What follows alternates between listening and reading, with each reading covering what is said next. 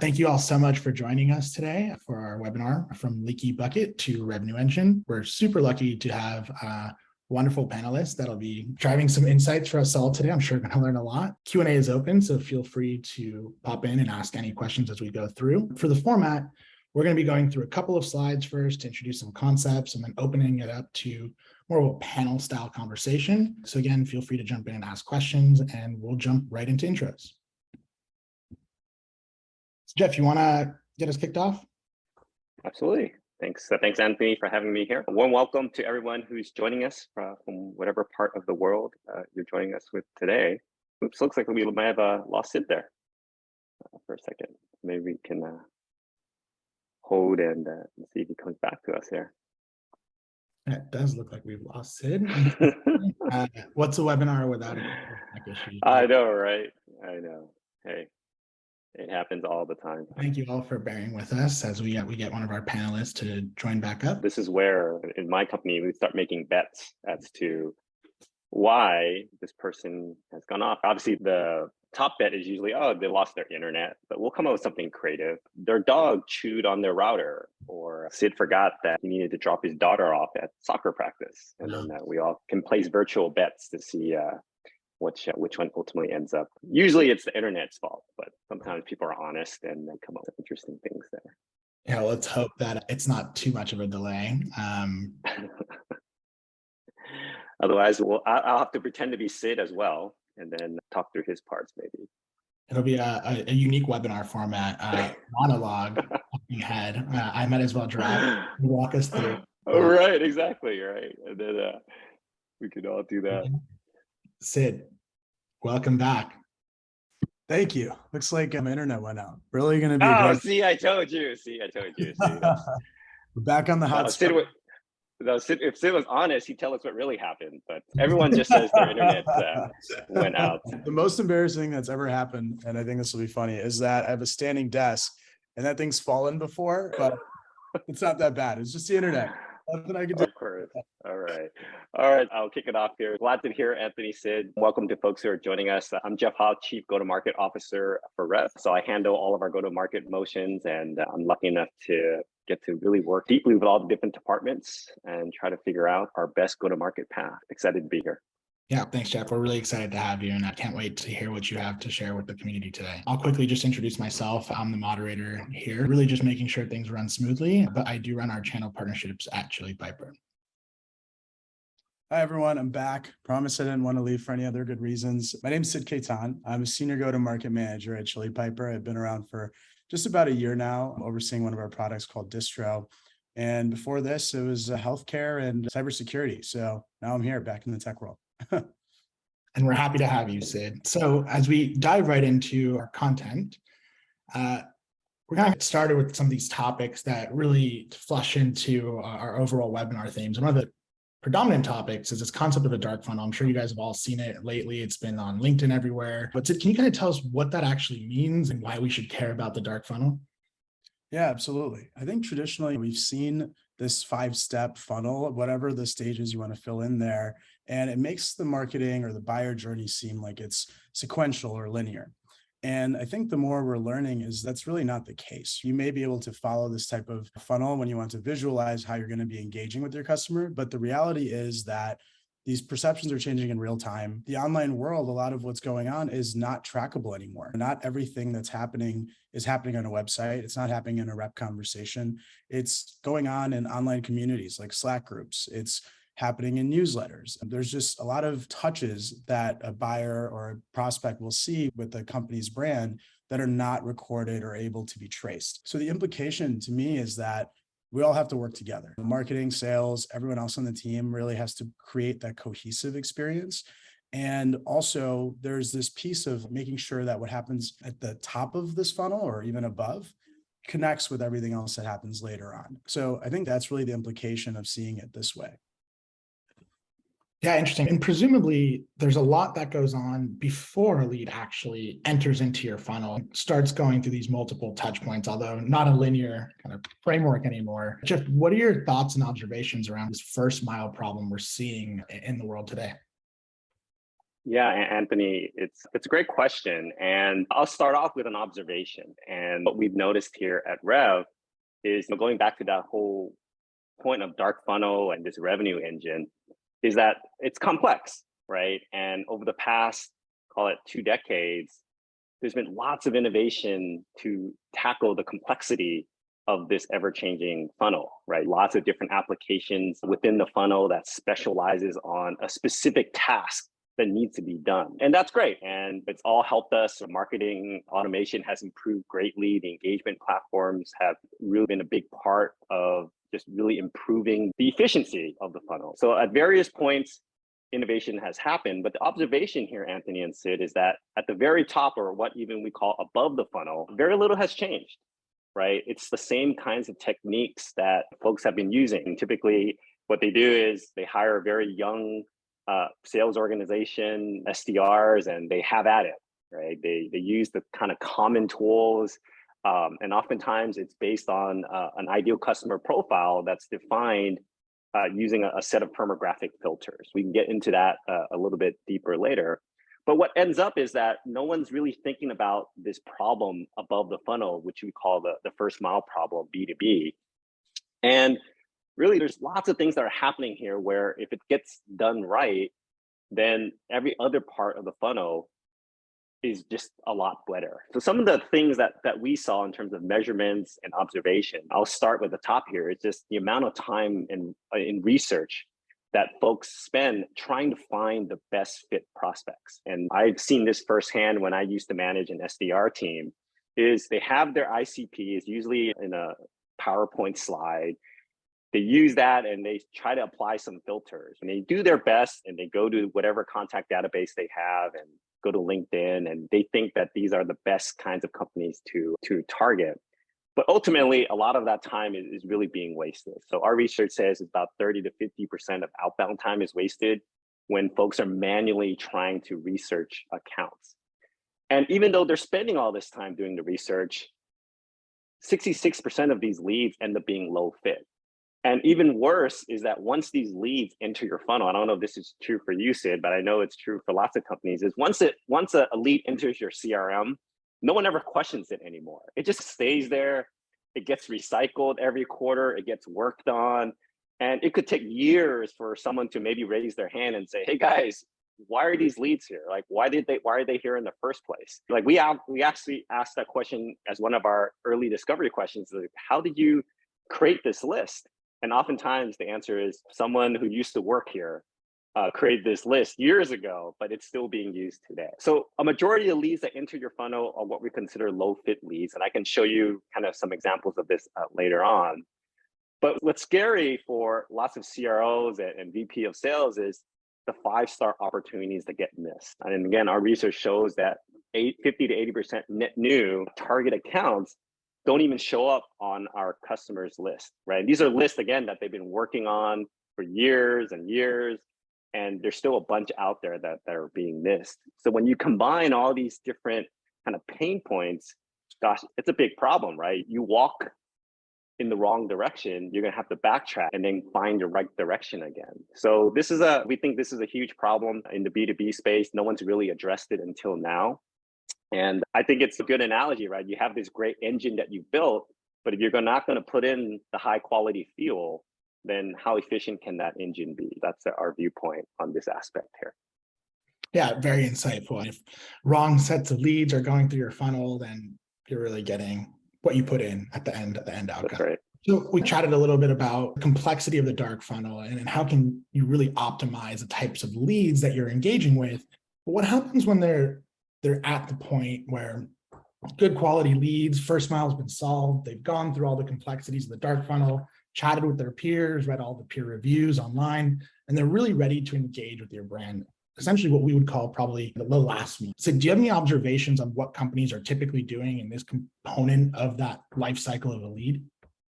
Yeah, Jeff talked about 5-star opportunities. And I think the most important point here is that for those 5-star opportunities, those prospects that are a great fit, they've already demonstrated some sort of buying intent.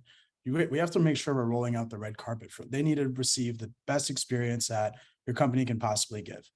And the issue here, though, is it takes 42 hours. 42 hours is the average lead response time for a B2B company, almost 2 days. If you were to imagine, let's say I'm trying to buy shoes tomorrow at Zappos, and it took 42 hours for them to respond, I'd be going with the nearest competitor. So it's really that today's consumer is asking for a different experience. They want instant gratification. They want to know that if they're shopping, and since they've done all the research beforehand, that they're going to get an immediate response and be able to buy what they need to. So that to me is one part of it, that if we're going to have someone come to your website and just get an email address and then chase after them, have your reps chase after them, you're not creating a frictionless experience that your buyer's expecting. So the straight to meeting idea is really about making sure that once that person is ready to buy, you're making sure that you're getting them in front of someone who can really help them. This kind of falls into the line of what happens on the back end, which is if you're driving people to your website, you spend a lot of work to get them there. Even if you don't control the conversation in the world of a dark funnel, you're influencing it. At every step, you're guiding people towards what they need. And at the same time, you look at this other stat, the 60% of these meeting requests never convert into meetings, never convert into actual demos. So these are people that have raised their hand. They said, hey, I want to buy your product, or at the very least, I want to sign up for a demo, and they're not receiving one. Why is that? Because there's reps that are chasing after these leads. By then, they've already gone with the competitor. By then, they've already started thinking about something else. All the momentum that you've created through marketing and sales efforts are now gone. So that's why we call this the last mile problem, right? Because it's a problem that could be solved by just reducing the friction that occurs between the buyer and the seller. And you pair this with something like Rev, and now you have the good prospects coming in and also a great experience generated for them. Yeah, precisely. I think what we're talking about is really optimizing that flywheel, optimizing the types of prospects that are coming into your funnel, really doing everything you can to influence them throughout what we call that dark funnel today. But really what we've seen is by the time that prospect hits your website, they've already done so much research, they've already been qualified so much that it's a much higher intent than it might have been in previous legacy eras of marketing. So that imperative to be able to create a frictionless environment is really critical, both in getting them into your funnel as well as converting the marketing efforts into then sales efforts. So as far as what we've seen some of our customers doing really well in this space, I know a lot of our customers think they know what their ICP is. Jeff, can you talk about why prioritization is so important when it comes to ICP and how some of your customers get this really right? Yeah, absolutely, Anthony. And prioritization is the key here. So, as we all know, all accounts are not created equal. But the challenge is, how do you figure out which accounts you should spend your time with and which accounts you leave to automation, which teams should work on certain sets of accounts and which teams should work on another set. And all that can be unlocked and answered through prioritization. So here's an example I wanted to share with you. One of our great partners, Splunk, here, who engaged with us to help them with their pipeline. So for those of you who don't know, Splunk, great technology company, over $3 billion in revenue. Not a small company, but you can imagine as a company grows larger, there's always this urgency to continue to grow, continue to drive revenue. So Splunk came to us with a challenge here, which is we have all kinds of customers that we can approach, or all kinds of target accounts out there. How do we know which ones are best fit for us? And this is where Rev came in, and using our AI platform, we developed what we call an AICP. So we're taking it a step further than what folks are normally used to with an ICP. So an AICP stands for Artificial Customer Profile. So what we're doing is, hey, let's remove ourselves from the traditional way of how an ICP gets built, right? Typically just with firmographic filters, headcount, revenue, company size. Now funding data is leaked into how one defines their customer profile. But what we've seen is that when you use a completely different data set that we've developed here at Rev called Exographics, we can get 2 to 20 times better in our targeting, right? When it comes to truly understanding who your best customers are. So with Splunk, the process is we start with a seed list, right? So these are who you think your best customers are. We need as little as 20 to get started. And we use our AI and process that customer list to develop an AICP. So that is essentially a model that helps us understand these characteristics that all these best customers have in common. And by using that, we can now do pattern matching across the millions of companies out there that could be potential fits for you. But ultimately, this model is going to help us prioritize which ones are actually the best fit and ready to engage. And that's what you're seeing in that diagram there in the middle, that chart. That bullseye in the middle is what we help Splunk identify as their best fit 5-star opportunities. The other dots that you see there, I know the picture isn't super clear here, but if you notice those other dots, those are actually other companies that were in target accounts that exist in their CRM. And when we scored them, this is what we talked about earlier, right, Anthony, where these leads end up in your CRM for years. We scored those leads, and you can see they're on the peripheral, right, which means that they're low fit accounts. And this supports that data, or that data point I shared earlier, that 66% of your leads are ultimately low fit. We saw the same kinds of results with each and every one of our customers. When we score, whether it's their ABM list or whatever target account list that currently exists in their CRM, oftentimes only a small subset of those are actually best fit accounts there. So that's what we're talking about here, right? Is when you do this, when you leverage AI, when you're able to build an AICP that's much deeper than your ICP, and when you can do the right kinds of prioritization, you're able to now really focus your efforts, see the kinds of efficiencies that I think everyone wants to see here. So that's the kind of stuff we help our customers with. We're always happy to show anyone who's interested a custom demo of their AICP. All they have to do is go to getrev.ai, and we're happy to kind of analyze and show you what that AICP can look like for you. Yeah, very interesting. Can you talk us through how that AICP profile would differ from a conventional company size funding round? So what are some of the points that you're generating within that AICP profile? Yeah, it's a great question. So I mentioned this term exographics, right? We think it's going to be the next most popular term in B2B sales. It's a term that we made up, and it's essentially a new kind of data set that analyzes what we call the behaviors of a company, right? How a company executes its mission.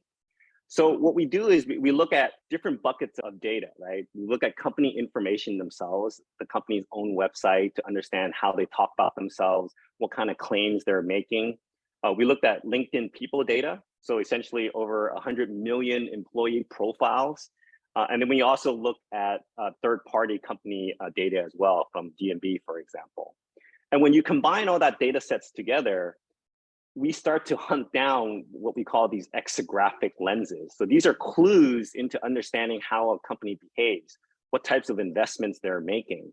So one example of an exographic that I'll share with you is what we call an early adopter, right? And this early adopter exographic is really a recipe that looks at not only company information, but the people that they have, how long they've been at the company, the kinds of technology experiences that they have.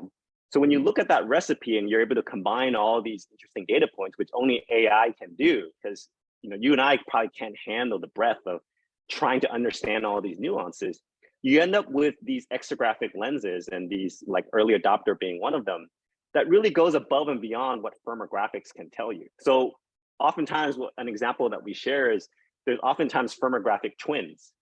So firmographically, they look exactly alike, but exographically, they behave very differently depending on the types of people that they hire, how they talk about themselves, the kinds of jobs that they're looking for. And that really separates companies that are good fits for you versus what could be low fit. So hopefully that example kind of shares some of the key unique aspects of what we do here.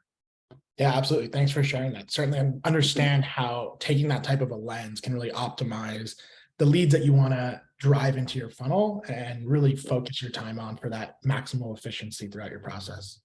Yeah, absolutely. So in terms of where Chili Piper comes into play, that last mile component, so do you want to talk us through how one of our customers really gets this right and the impact of what that means for their overall business as a whole? Absolutely. One of our promises here at Chili Piper is something that we can do is double inbound conversion rates. And the way we do that is by removing friction across the buyer experience. This kind of GIF on the right may look familiar to you. It's actually Gong's website. And what we've done here is basically on the request demo page, what we're able to do is pop out a calendar that shows all the reps' availabilities in that prospect's time zone. So what that allows for is, instead of someone going in and submitting an email, and then receiving that page that says, thank you, we'll reach out in 48 hours or whatever else, they're able to immediately schedule time with a sales rep who is available for them. They can look up a few weeks out from now if they really want to, whatever it is, and immediately schedule. That's the front end of the experience. And that's resulted in a 70% lift in conversions, five times increase in demo requests. But what's also happening on the back end is that instead of that person, the prospect having to go in and enter 4 or 5 forms or fields, here's my name, here's my company, here's how big it is, here's what I'm looking for, etc. We've also enriched that data. So we've taken their email and said, this person belongs to this database. This is what company they're at. This is some of the other info. Be really interesting to get one of Rev's Exographic Lenses in there as well and drop that into CRM, as you can imagine. But what all of this culminates into is basically a very frictionless buyer experience that accelerates that best fit make sure that the prospect that is a best fit can move through this very quickly and seamlessly. And then also on the back end, it's increasing efficiency for your sales reps and increasing productivity. Because instead of sales reps having to go into the CRM, chase after leads, they have a meeting booked on their calendar. Whatever, all they see is the meeting that's already booked. And now they can focus on actual selling activities, which is, let me learn more about this prospect. Let me see why this is a good fit and actually do the discovery well. So that's where Chili Piper comes in. It's about that marketing to sales handoff that we are making sure is synchronized and easy to experience. Yeah, very interesting. Essentially, what we're doing is getting rid of the conventional inbound SDR, right? No longer are you cold calling someone that's raised their hand and saying, I want to speak to you right now.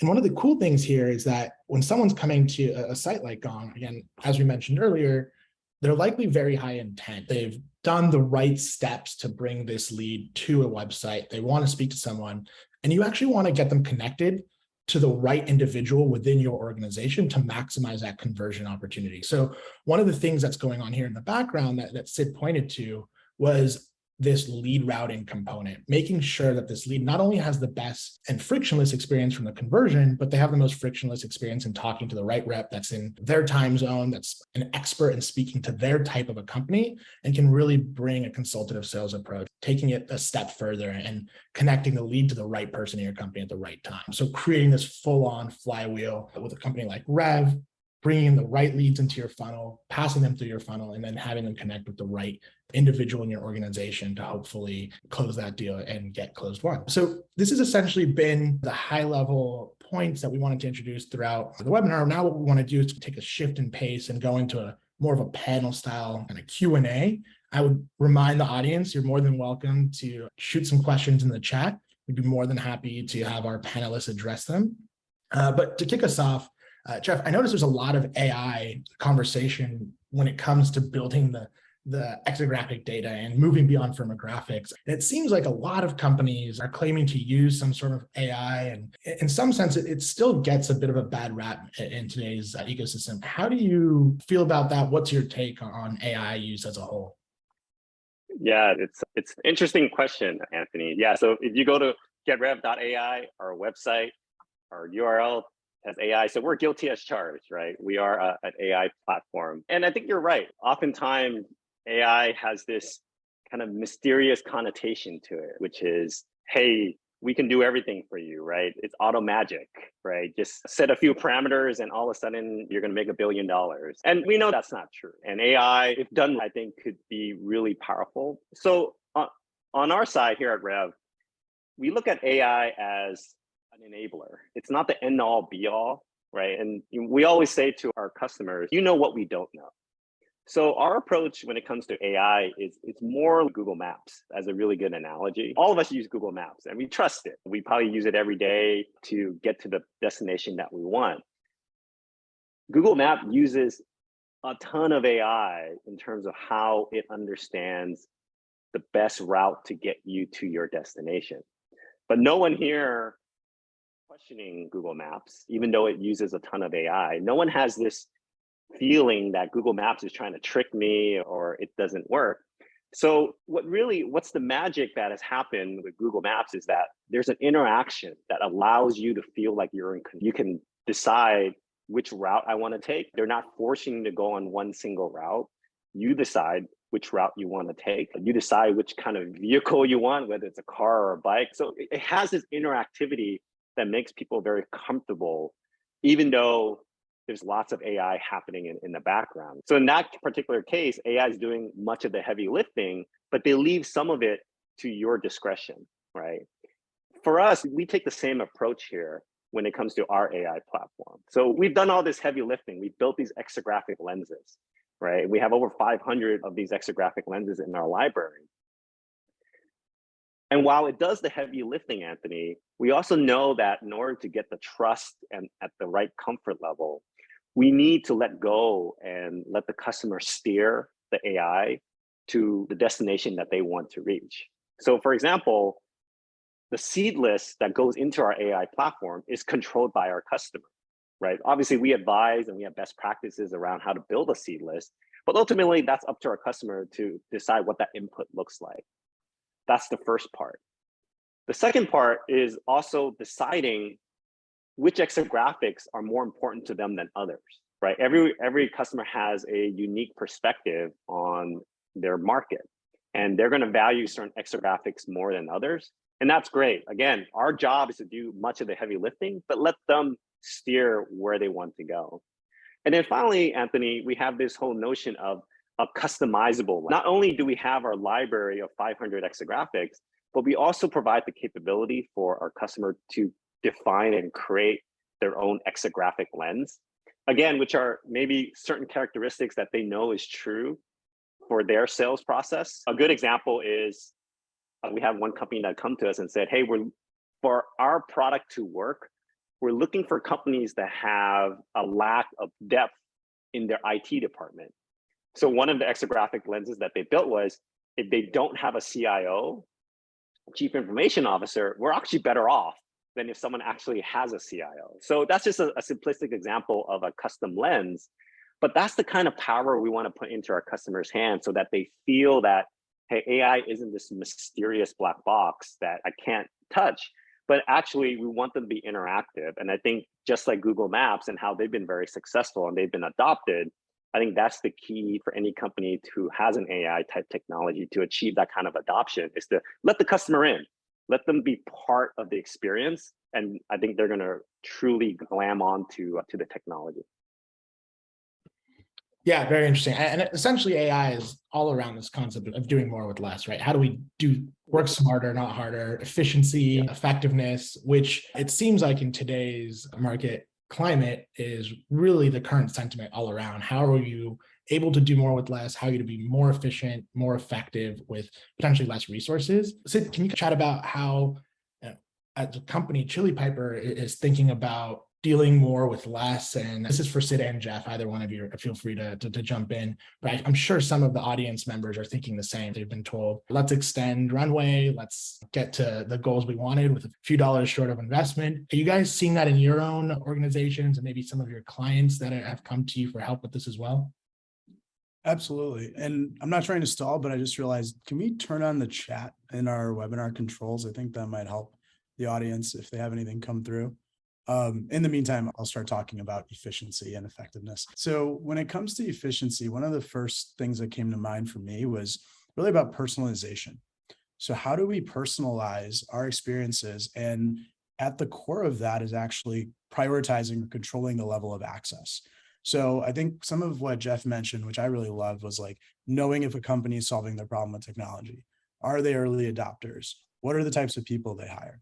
Those are all like prospecting lists that can be used to start understanding how are we going to personalize our outreach. So our cadence is going to look different, knowing that we have this insight about the company and we can actually leverage this to our advantage.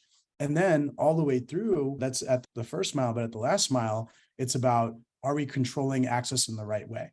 You know, this is everything I spoke about, but it was all about how those like hot opportunities, those VIP carpet deserving hand raisers we're making sure that they get the best experience that you can possibly deliver, so that you can make sure that those high fit or best fit prospects are able to pass along, become happy customers. I think that also plays a role further down in the customer experience. So Jeff and I haven't even really scratched the surface there, but if you think about it, what happens at the top of the funnel is only one piece of this. We can go all the way through to how someone gets onboarded, to how someone gets dealt with at their next customer touch. So I think that's where like personalization and the data that becomes available from a solution like Rev can be used across something like Chili Piper as well to distribute correctly and control the level of access. The other thing that comes to mind is removing bottlenecks.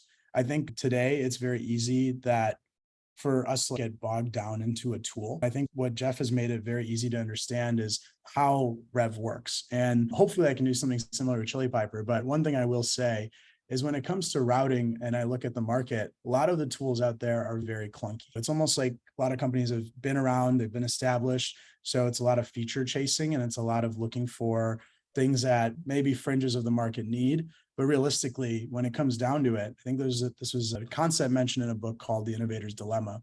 Everything eventually, as a stage of maturity of a market reaches a point, it becomes about reliability, price, and convenience. And I feel like that's a great example of where lead routing is at today.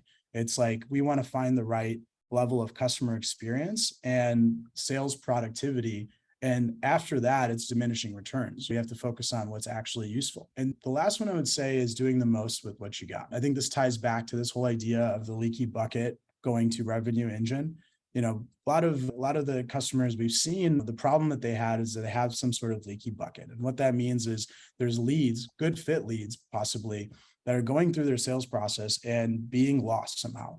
Either a rep forgets to follow up, someone just doesn't happen to reach out, and then that lead goes cold. All of a sudden, that's someone who could have converted into one of your best customers, gone, potentially with a competitor, or just gone, kind of lost in the abyss. Something that we've started helping implement for companies is Sla Management. So service level agreements today are like a handshake between marketing and sales teams. What we do is add an automation layer on top of that, so that if a lead, for example, is not contacted within those 2 days, it can be reassigned to someone else. So the new rep is able to talk to that person before they become non-interested, before they go cold, and revive that conversation. That's also just very important from a team spirit standpoint, because then everyone knows that they have an equal opportunity to talk to that lead. So by being able to track that entire process, you create that efficiency and effectiveness across the entire customer journey. Yeah, super insightful. Jeff, anything that you're seeing as far as what your organization is doing to stretch further efficiency, effectiveness across your customers as well? Yeah, I agree with everything Sid said. And I'll take it one step further, which is this whole notion of prioritization, going back to the point we made earlier, is so critical in this time. Like you want the right people in your teams on the right prospects or whatever part of the funnel. So just an example of how Rev and Chili Pepper works in our environment is we have this notion of what we call Rev Score, right? So every target account that we identify has a score, right? From 0 to 5, 5 being those 5-star opportunities. So for us, for example, even in inbound, we first analyze, hey, what's the Rev Score on this, right? On this particular inbound.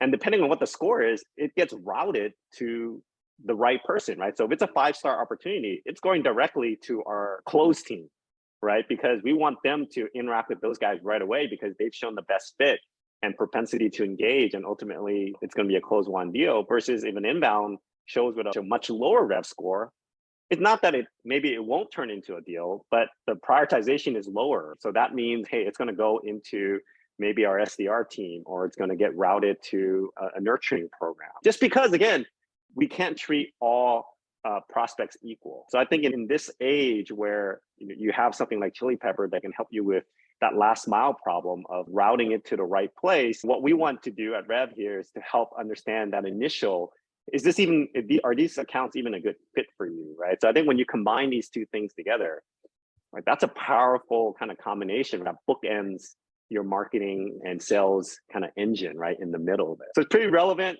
Right. Obviously, budgets are being scrutinized. And I think the companies that can help their customers be more efficient, can help their companies or help their customers prioritize. I think those are the ones that are going to prevail in this current market here. Yeah, it's really interesting sentiment. Prioritizing and understanding where you should prioritize, but how do you take that next step or even leap from prioritizing into actioning, right? You have, for instance, a set of your 5-star AICP accounts. What's that next step, right? Can you talk me through the thought of how do we then transform that into a way where our team can action on that, perhaps if they're not coming inbound? Yeah, absolutely. So it's all about understanding how to divide and conquer, right? And so the first step is you build your AICP, you get your prioritization, every account gets a score. From that point in time, based on their score and certain types of exographics that match up to it, we have this whole workflow where we teach our customers this best practice of dividing and conquer. So you segment your target accounts and say, okay, there's a certain cutoff, right? So let's say, for example, your account executives, they really only need or want to work on maybe 50 accounts per quarter. Guess what? They're going to get the top 50 accounts in their region, and the Rev Score is going to help them understand who those top 50 are. And then your next layer, right? Let's say the next 100 go to your sales development team, right? Because those are the next kind of best fit prospects in your pipeline. So then that goes to your SDR team. And then the lower fit, let's say, call it 4-star or below, there's going to be a larger population of those that your sales team can't work on. A good natural landing spot for those guys would be into a nurturing program within your marketing department, right? Where, hey, these guys aren't the best fit right now, but maybe with some touches, some awareness building, some display ads, we can get them into a higher level of awareness for that piece there. That's when we think things are done right, is when you have the prioritization, you have your scores, you have a workflow that knows how to deal with it. Then it becomes this very smooth flowing engine that we keep referring to. Like, we want the engine to be without roadblocks, not to sputter. And I think that's the kind of how we envision a great engine working. And for that engine to work really optimally, you want that process to be automated. That's right. Sid, can you talk us through how you see some of that? You've gone through prioritization, you've gone through potentially building these target account lists. Can you see how something like a Chili Piper, for instance, would help infuse the automation into segmenting that out into the appropriate reps? Yeah, Jeff's example is actually perfect. So you're distributing to the AEs, you're distributing like another layer to SDRs. What we can help do is really, make sure it's fair and equitable, but then also lean in on based off of seniority, for example. So let's say there's someone who's just ramping up as an SDR.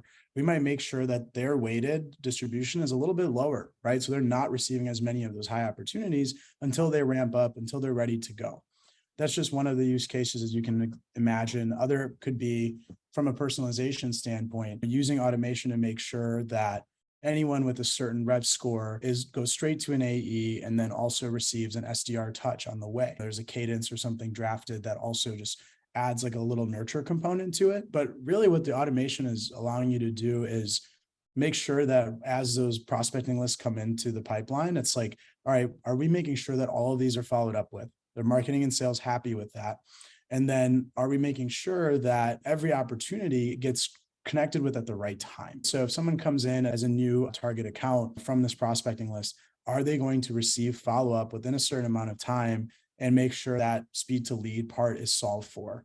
Because that is at the crux of this, is that this customer is receiving, not only have we found this target account in the right amount of time, we've routed that to the right amount and in the right amount of time so that they can have a conversation. Yeah, it's really interesting. Thanks, Sid. So I think we're at this point where we'd love to open it up to our audience. If you guys have any questions, we'd be happy to field those. I think we've gone through the primary points that we wanted to cover in the overall webinar. Unless Jeff or Sid, you have any last minute thoughts or ideas that you'd love to share with us. This is where I think, Anthony, we put our shameless plug in and offer a free AICP analysis to any folks who are interested. All you got to do is go to getrev.ai, check us out. And if you like to kind of see what your AICP looks like for your best customer list, we're happy to do that. We always do that as part of our process. We believe in showing you your own data. So that's my shameless plug here. You're welcome, marketing department. I'm off the hook. I guess we'll do the same. And if you really want to do more with less and double your inbound conversions, right? You're spending X amount on your marketing budget and want to double the amount of marketing leads that are connecting with sales, you should check out Chili Piper Concierge. And then for all of your passive leads that are coming in, you want to maintain SLAs. You want to take your leads that are going through maybe your blocked or gated content. If you're hosting a webinar like this and you want all of the great attendees to be followed up with instantly, you should check out Distro as well. And we really appreciate everyone spending the time with us today. And thank you again, Jeff and Sid, for your expert knowledge. Certainly was very insightful for me, and I hope the audience felt the same.